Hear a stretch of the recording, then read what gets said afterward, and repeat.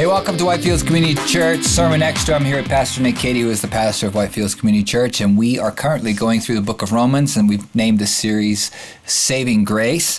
And we've just got to chapter 14, which is the meat lovers versus the vegetarian chapter. Yeah. And it's difficult for me because I'm a meat lover, and chapter 2 says my vegetarian brothers are the weak ones, but that's difficult because I don't want to despise them. But no, and in all seriousness, this chapter is about rights, liberties, and I think Paul has introduced this idea of Christian rights, if you want to use that. I mean, I've heard that phrase before, and as you go through chapter 14, it doesn't seem to me that Paul is talking about the rights necessarily we have as Christians, but how would you interpret his approach to those things, those liberties that we have in Christ?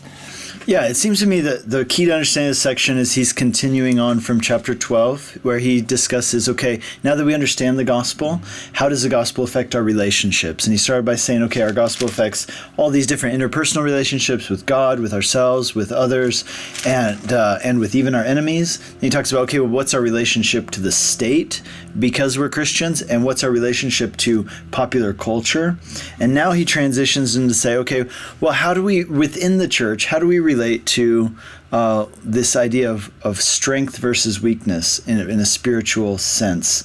And yeah, he says the vegetarians are anemic, not just physically, but also spiritually. So I don't know what how that applies. Take that as you will. We definitely don't want to alienate all you vegetarians out there, but just maybe pray about and think about verse 2.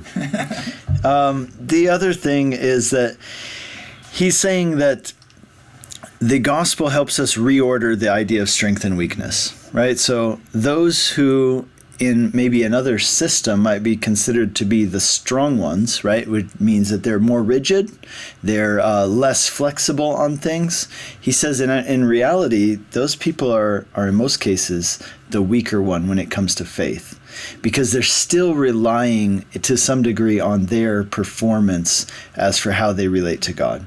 He says the stronger person understands that it doesn't, but if you really are strong, here's what you'll do. You won't force your way on other people. You actually defer in matters that are unimportant. So we know that, like in Galatians, right? Paul, he says, hey, this is a hill I'm willing to die on. These people are, changing the gospel into something that is not the gospel. It's different. Here he's talking about, he's saying, okay, yeah, but from the other side of this, let's just make sure, look, we can have some grace towards those people who are still working it out, still figuring it out. I think that's really important. Now you had mentioned the whole idea of Christian rights. We have Jesus as our example.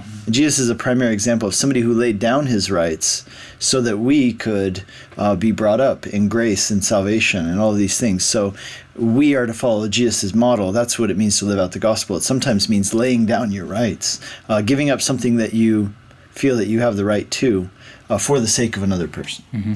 What would you say then to somebody like, they say, well, am I supposed to be like a doormat Christian? Like, if the weaker brother, do I always have to be subservient to their weakness in all areas?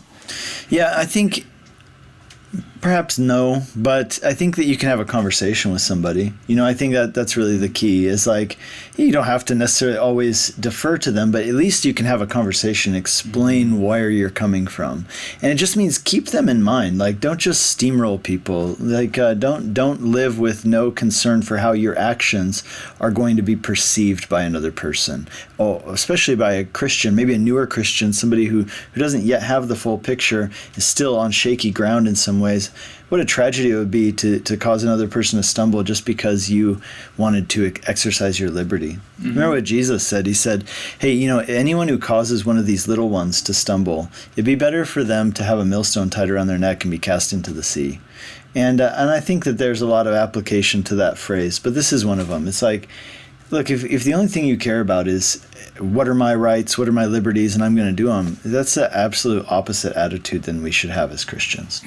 Yeah, and I think Paul, he's already kind of set us up earlier when in chapter 12 and 13 when he talks about esteeming others greater than yourself. And also he introduces the law, kind of the law of love should trump all of our liberty in that sense, right? Totally. Yeah. What about verse 23 when it talks about, he who does not eat from faith, for whatever is not from faith is sin? Yeah, I think the key to understanding this is what he's saying is you should have convictions. And sometimes you can have convictions about things that other people don't have convictions about, but you can have a conviction about it, and that's okay. And you should actually live according to those convictions. In other words, there are some Christians who are convinced that they should not drink alcohol or, let's say, smoke. I don't think anybody should smoke from health reasons, but some people say, hey, it's just wrong before God. My body's a temple, etc., etc. I will not smoke. I think it's wrong. Other people will be like, hey, I don't celebrate Halloween. Some people even go as far as to say, I don't celebrate Christmas because, Christmas isn't really in the Bible. It has all these historical stuff, and so they're like, hey, I don't celebrate Christmas. And whatever it is, they have these convictions, and they keep to those convictions, and they do them as unto the Lord. For them to go against their conscience and to act in a way that is not out of faith, it's basically just other people told them, hey, don't be legalistic about that. For them to go against their conscience would actually be to sin, is what this is saying.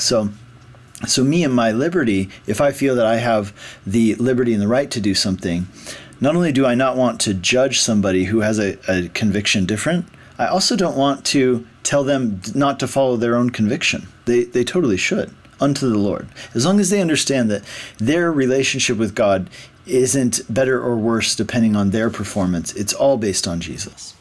Yeah, totally. And I think that the greatest takeaway from this particular chapter is that we have the liberty to love. And God, because of the gospel, because of what Jesus has done for us, we now have that freedom to love others as Christ has loved us and to show that. And that should trump, and as you said, start to have that conversation. Yeah. That conversation with people. Well, I hope you enjoyed chapter 14. We've enjoyed studying it together. And if you did miss the study, please go look it up on whitefieldschurch.com. You can find it there. It's up on SoundCloud and many of the other platforms that you might peruse. And, subscribe, click that bell on YouTube, and you'll get notifications. And we look forward to seeing you again. God bless.